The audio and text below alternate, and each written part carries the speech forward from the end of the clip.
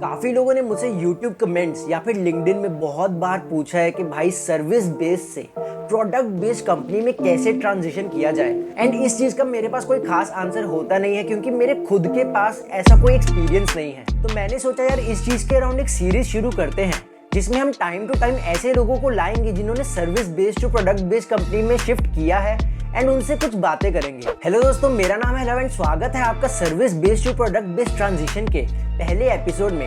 And इस episode में हम बात करने वाले हैं सुदीप्तो से, जिन्होंने अपने सॉफ्टवेयर इंजीनियरिंग जर्नी की शुरुआत तो की इन्फोसिस से, जहां पे उन्होंने 1.5 साल तक काम किया।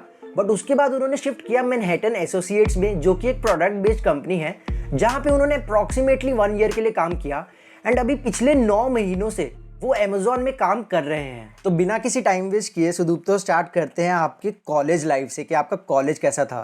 तो यार आपने कॉलेज में कितनी कॉम्पिटिटिव प्रोग्रामिंग एक्चुअली में की है एंड फिर आपका इन्फोसिस में सिलेक्शन हुआ, वो कैसा था मतलब? एक्चुअली यार कॉम्पिटिटिव मैंने ज़्यादा किया नहीं है। मतलब मैं सेकेंड ईयर में शुरू किया था कॉम्पिटिटिव कोडिंग करना। और उससे पहले मैं कोडिंग कभी किया नहीं था स्कूल में। तो मेरा एक्चुअली फर्स्ट ईयर में फर्स्ट टाइम मैंने देखा था कि कोडिंग कैसे होता है। फिर वो सब मेरे लिए एकदम जार्गन था पहले तो उसके बाद मैंने थोड़ा बहुत ऐसे कोडिंग वगैरह शुरू किया। तुम्हारा सी प्रोग्रामिंग फर्स्ट ईयर में हम लोग को ही पढ़ाया गया था, तो सी में थोड़ा बहुत सीखा। तो उस टाइम मेरे दोस्त लोग थे, वो लोग स्पॉज करते थे। वो आई थिंक स्पॉज कोई करता भी नहीं होगा आजकल। उस टाइम था कि हम लोग स्पॉज करते थे, हम लोग की पूरे कॉलेज ऑलमोस्ट स्पॉज करती थी। आफ्टर फर्स्ट ईयर मैं सेकेंड ईयर में पूरा कोर्सशिप किया था, तो वो एक्चुअली बस 1 साल का ही था। उसके बाद जब मैं थर्ड ईयर में आया तो मेरे गोल्स थोड़े चेंज हो गए थे। तो अगर तुम बोलोगे कॉम्पिटिटिव कोडिंग तो वही 1 से मैक्स 1.5 साल अगर तुम काउंट करो तो। एंड फिर आपका ऑन कैंपस इन्फोसिस में सिलेक्शन हो गया? हाँ, वो एक्चुअली उस टाइम क्या था यार कि मैंने इंटरव्यू के लिए पढ़ाई की नहीं थी, क्योंकि मैं मेरा एक्चुअली फोकस गेट में था। तो मैं थर्ड ईयर पूरा गेट में ही इन्वॉल्व था। तो मैं गेट के लिए हम्म। पढ़ता, मतलब ऑलमोस्ट मेरे सपनों में भी गेट ही आता था उस टाइम पे। तो ठीक मैंने है। इंटरव्यू की कुछ पढ़ाई की ही नहीं थी। तो ऐसा ठीक हो है। गया था कि लाइक कॉलेज में ठीक है, कोई बैकअप के लिए लोग करते ही हैं। तो लोग बैठने ही होता है हर एक इंटरव्यू में, तो मैं भी बैठ गया था इन्फोसिस में और कॉग्निजेंट में। तो लकीली हो गया इन्फोसिस में। तो इसलिए फिर ठीक है। वहीं से जर्नी शुरू हुई मेरी। ठीक है। तो सुदीप, तो आपने दोनों कंपनीज में काम किया है, एक सर्विस बेस्ड में भी और एक प्रोडक्ट बेस्ड में भी। तो आपको क्या लगता है कि काम में क्या डिफरेंस है दोनों कंपनीज के आपके एक्सपीरियंस में? काम में तुम यार ऐसा बोल सकते हो कि एटलीस्ट काम में डिफरेंस ज़्यादा मुझे देखने को नहीं मिला। लेकिन एक चीज़ तो देखने में मुझे मिला है, एटलीस्ट ये मेरा ओपिनियन है, ऑब्वियसली ये डिफर कर सकता है, लेकिन मुझे ये दिखा है कि ओनरशिप में बहुत ही ज़्यादा डिफरेंस आता है यहाँ पे। बिकॉज प्रोडक्ट बेस में ऐसा होता है कि तुमको जो काम मिल गया, तुम उसी के ओनर हो। अगर तुमने एक बार उसको टच भी कर दिया तो तुम उसके ओनर हो। उसमें कुछ भी प्रॉब्लम आएगा, जो भी आएगा, उसको तुम ही को रिजॉल्व करना है। लेकिन हम्म। सर्विस बेस में एटलीस्ट मेरे एक्सपीरियंस में वैसा नहीं होता है। वहाँ पे ऐसा होता है कि किसी और ने काम करके रखा है, उसमें कभी इशू आ गया तो कभी तुम्हें भी मिल सकता है वो इशू, किसी और को भी मिल सकता है। तो कोई ओनर नहीं है, मतलब कोई ऐसा नहीं बोलता है कि हाँ इसमें अगर इशू आया तो उसको मैं ही रिजॉल्व करूंगा, ऐसा कभी होता नहीं है वहाँ पे। और सेकंड चीज जो मुझे एक्चुअली लगा था वहाँ पे, ये होता है 9 to 5 वाला चीज। कि सर्विस बेस में ऐसा होता है कि तुम्हारा फिक्स होता है कि हाँ तुमको दिन में 9 घंटे ही काम करना है। अगर तुम्हारा प्रॉब्लम उसमें रिजॉल्व हुआ तो ठीक है, नहीं रिजॉल्व हुआ तो तुम नेक्स्ट डे करने वाले हो। लेकिन प्रोडक्ट बेस में क्या होता है नॉर्मली, जैसे मैं अमेजोन का एक्सपीरियंस बताऊं या पुरानी कंपनी का भी बताऊं, तो ऐसा होता है कि बहुत दिन ऐसे होंगे कि सिर्फ मुझको 2 घंटे काम करने पड़ेंगे, ये 2 घंटे में काम हो गया। बहुत बार ऐसा होता है कि 10 घंटे से भी ऊपर हो जाता है। तो एक्चुअली बहुत डिपेंड करता है कि काम कितना क्रिटिकल है, कितनी जल्दी तुमको डिलीवर करना है, और उसके पीछे मतलब कितना वो एक्चुअली कस्टमर इम्पैक्टिंग है, उस पर काफी कुछ डिपेंड करता है प्रोडक्ट बेस में। तो आपने अप्लाई कैसे किया इन कंपनीज पे, उस पे तो हम आएंगे। बट उससे भी पहले एक बहुत इंपॉर्टेंट चीज़ है service based to product based की ट्रांजिशन में, वो है यार प्रिपरेशन। तो जब हम कॉलेज में होते हैं तब तो हमारे पास बहुत टाइम होता है कि यार हम आराम से कॉलेज में प्रिपरेशन कर सकते हैं। बट एक बार हमारी जब फुल टाइम जॉब शुरू हो जाती है तो उस टाइम अब प्रिपरेशन करना काफ़ी डिफिकल्ट रहता है। मेरे को लगता है कि टाइम नहीं मिलता होगा। एंड पूरी जॉब के बाद, मतलब पूरे दिन की जॉब के बाद इंसान थक भी जाता है। तो फुल टाइम की जॉब के साथ साथ आपने कैसे इस चीज़ के लिए प्रिपरेशन की? तो एक्चुअली जब मैं इन्फोसिस में था, तो उस टाइम ऐसा होता था कि ऑफिस जाने में और ऑफिस से वापस आने में काफी टाइम लगता था मेरे को, मतलब 1 घंटे जाने में 1 घंटे आने में। तो एक्चुअली बहुत ही कम टाइम बचता था जब मैं एक्चुअली प्रिपेयर कर पाऊँ। और ऐसा होता है कि वीकडे में जो होना हो गया, बिकॉज वीकेंड में फिर लगता है कि इतना वीकडे इतना ही हेक्टिक रहा, वीकेंड में कौन ही काम करेगा। तो मेरा एक्चुअली मेनली यही एम होता था कि मैं वीकडे में जितना काम कर पाऊँ करूँ, जितना पढ़ पाऊँ पढ़ूँ। फिर वीकेंड में मेरे को रेस्ट करना ही होता था। बहुत ही कम टाइम ऐसा हुआ है कि मैं वीकेंड में भी पढ़ा हूँ। तो वीकडे में मतलब मेरे को एक मैं एट मैक्स 1 घंटे ही निकाल पाता था। तो उस टाइम ऐसा हो गया था कि लाइक लास्ट के जब मुझे एक टाइम ऐसा लगा कि इन्फोसिस में क्या होता है कि इन्फोसिस में बॉन्ड रहता है 1 साल का, तो आप उसके बाद ही छोड़ सकते हो, अगर आपको कभी कंपनी हम्म। छोड़ना हो तो। हम्म। तो मेरा ऐसा था कि जैसे बॉन्ड खत्म होने वाला था, तो मैंने उस टाइम पे पढ़ाई शुरू कर दी थी कि हाँ, अगर बॉन्ड खत्म हुआ तो फिर मैं निकलना, तो फिर मैं एटलीस्ट निकल सकता हूँ वहाँ पे।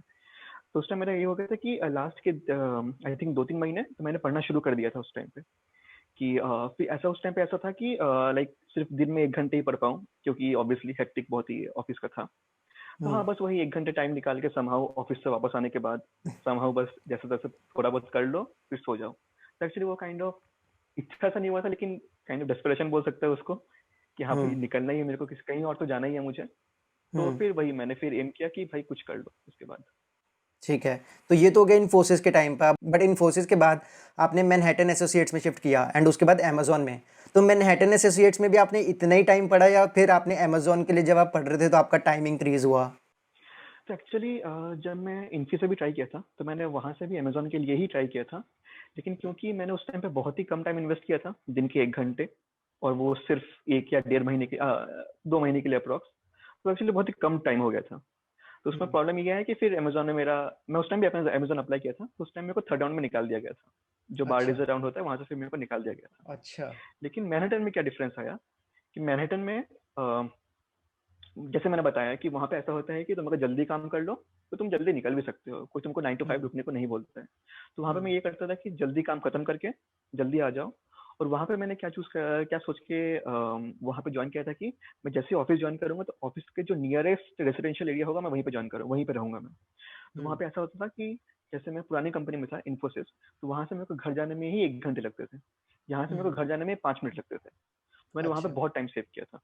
और हम्म। ऐसा होता है कि अगर तुम 1 घंटे या डेढ़ घंटे ट्रैवल करके आओ, तो वो थकान तो अलग रहती ही है, ऑफ़िस की थकान तो अलग होती ही है। तो हम्म। यहाँ पे मेरे पास ये बेनिफिट था, फर्स्ट ऑफ ऑल जल्दी निकल जाओ ऑफ़िस से, क्योंकि वो प्रोडक्ट बेस्ड कंपनी है। सेकंड ऑफ ऑल, वो बहुत ही घर के पास था मेरे, तो वहाँ पे बहुत टाइम मैं सेव करता था। तो वहाँ पे उस टाइम पे ऐसा था, मैं नॉर्मली आई थिंक मैंने दिसंबर में इंटरव्यू दिया था अमेज़न का, तो मैंने हम्म। प्रॉपर्ली इंटरव्यू के लिए पढ़ना शुरू किया था अराउंड अक्टूबर स्टार्टिंग में या फिर सितंबर लास्ट में कभी मैंने शुरू किया था। तो मैंने अच्छा। 2 महीने बहुत अच्छे से पढ़ाई की थी। अराउंड पर डे समझ लो तुम 2 से 3 घंटे एटलीस्ट।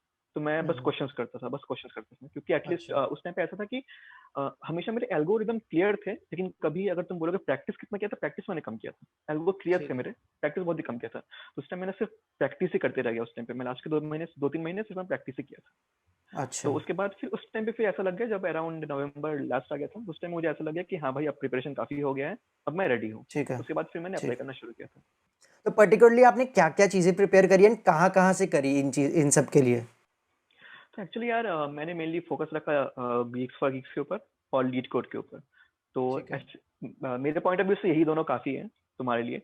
अगर तुम गीक्स फॉर गीक्स में देखो, तो वहाँ पे तुमको सारे क्वेश्चंस मिल जाएंगे, जो कि फॉर एग्जांपल मैं अमेजोन के लिए पढ़ रहा था, तो मैंने देखा कि हम्म। अमेजोन में क्या क्या क्वेश्चंस पूछते हैं। तो वहाँ पे काफी लोगों ने दिया हुआ है कि अमेजोन में उनका इंटरव्यू एक्सपीरियंस कैसा रहा, किस राउंड में उन्हें क्या क्या क्वेश्चंस पूछे हैं। तो ऑलमोस्ट वो हम्म। लोग उसी के अराउंड ही क्वेश्चंस पूछते हैं। थोड़े बहुत डिफरेंट करते हैं, ऑब्वियसली अभी थोड़ा डिफरेंट हो गया है उनका, ठीक है, अराउंड उसी हम्म। के अराउंड ही वो लोग क्वेश्चंस पूछते हैं। फिर अच्छा। मैं गया लीड कोड में, जहाँ पे मैंने बहुत सारे क्वेश्चंस प्रैक्टिस किए। तो लीड कोड में ऐसा होता है कि वहाँ पे डिस्कशन फोरम बहुत ही अच्छा है। तो तुम वहाँ पे हम्म। कोड करो, वहाँ पे देखो कि लोगों के अप्रोचेस क्या क्या हैं, तुम अपने अप्रोच से कुछ भी कोड कर दो। उसके बाद तुम देखोगे कि तुम्हारा अप्रोच बेस्ट था कि नहीं था।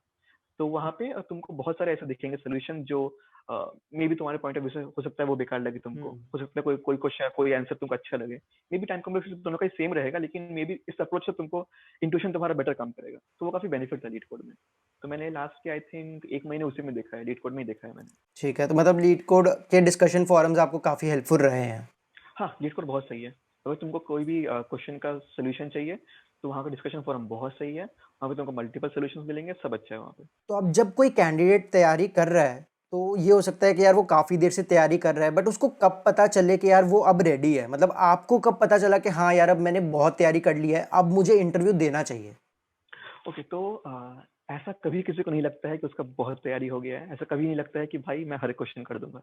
लेकिन मेरा एक टाइम ये आ गया था कि एटलीस्ट जैसे फॉर एग्जांपल कोई क्वेश्चन है एबीसी, तो ऐसा हो गया था एक टाइम के बाद कि अगर कोई मेरे से क्वेश्चन पूछे, तो एटलीस्ट आइदर मैं थोड़ा पार्ट उसका बता सकूं, या एटलीस्ट मेरे दिमाग में एक टाइप का आंसर हो। मे बी वो बेस्ट आंसर ना भी हो सकता है कि उसको तुम कॉम्प्लेक्सिटी ऑर्डर ऑफ एन में कर सकते हो, लेकिन मेरा ऑर्डर ऑफ एन क्यूब में आ जाए, हो ही सकता है। लेकिन मेरा ऐसा हो गया था कि एटलीस्ट मैं एक थोड़ा बहुत तो एक्चुअली एक सोल्यूशन ले ही आऊंगा, कितना भी हार्ड क्वेश्चन हो, या फिर अगर सोल्यूशन नहीं भी आ पाया, तो मैं एक ऐसे स्टेज में पहुंच जाऊंगा जहाँ पे कुछ तो कर सकूं, मैं एकदम ब्लैंक ना हो जाए मेरे साथ।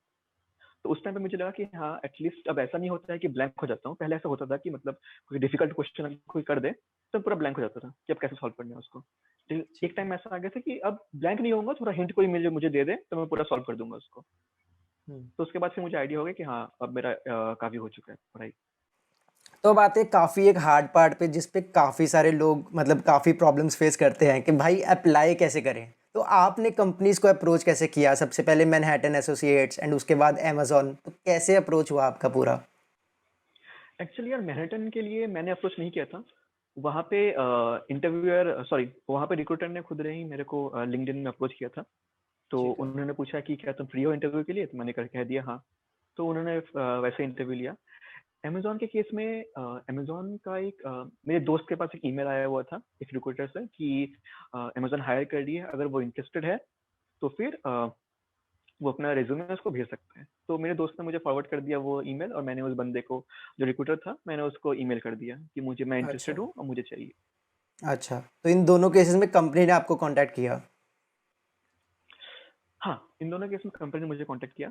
लेकिन ठीक है। और भी जैसे मुझे बेस्ट अप्रोच लगा है कि लिंक्डइन के थ्रू हम कर सकते हैं। तो लिंक्डइन में हम्म। क्या होता है कि मैं कैसे करता रहा लिंक्डइन में कि मैं मुझे जिस कंपनी में जाना हो, फॉर एग्जांपल अगर मुझे अमेजोन में जाना हो, तो अमेजोन के जितने भी लोग होते थे, ऑब्वियसली मैं बिल्कुल नहीं बोल रहा हूँ कि स्पैम करो सबको, बिल्कुल नहीं बोल रहा हूँ ऐसा। लेकिन एटलीस्ट जो तुम्हें लग रहा है कि दूर दूर के कनेक्शन है या फिर थर्ड या फोर्थ कनेक्शन है, उनको तुम भेज सकते हो कनेक्शन रिक्वेस्ट। अगर उन्होंने एक्सेप्ट कर दिया तो तुम मुझसे पूछ सकते हो कि could you please refer me.